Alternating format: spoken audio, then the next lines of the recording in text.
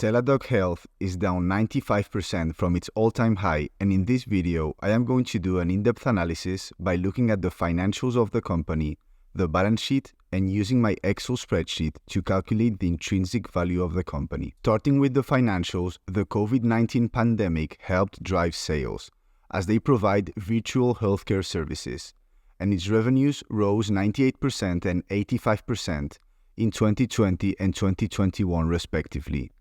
Last year, sales growth fell to 18.4%, and analysts expect continuing contraction, with revenue growth estimated at 11% in 2023 and 8% in 2024. Revenue seems to be stabilizing as they reported on their last earnings 8% year-over-year growth.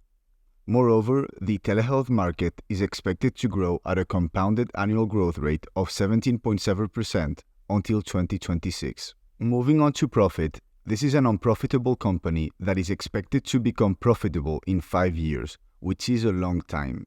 However, they have been cash flow positive for the last couple of quarters, and this is a company with very high margins.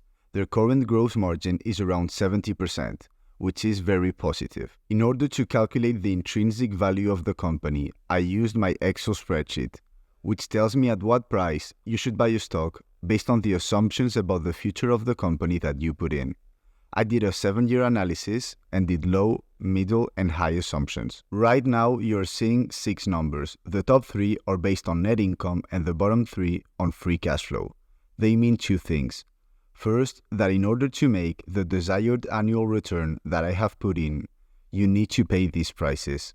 Second, if the low assumptions occur, you are going to make a 19% annual return on your money. If the middle assumptions occur, 41%, and if the high assumptions occur, 60%, which are huge returns. And I think my middle assumptions are reasonable, as I have the company growing at 8% annually, which is what analysts are expecting, with 20% profit margin and free cash flow margin. This is the hard part about valuing the company, but I think they can achieve this because of their high gross margin. For example, Microsoft has a gross margin of 70% and a profit margin of 35%. I also assigned a 19 PE and price to free cash flow to the company and left share outstanding change at 0%, because even though they have been issuing shares, it looks like they have stopped. This company has a good balance sheet as they have 1 billion in cash and 1.5 billion in debt. Therefore, they can almost pay all their debt with the current cash they have. Moving on to the pros and cons, on one hand, we have a company that is growing revenue, free cash flow, and it's in a sector expected to grow a lot in the future. The valuation looks very attractive, as we have seen on the Excel spreadsheet. They are also selling for a price to sales of 1, which is very cheap for a software company.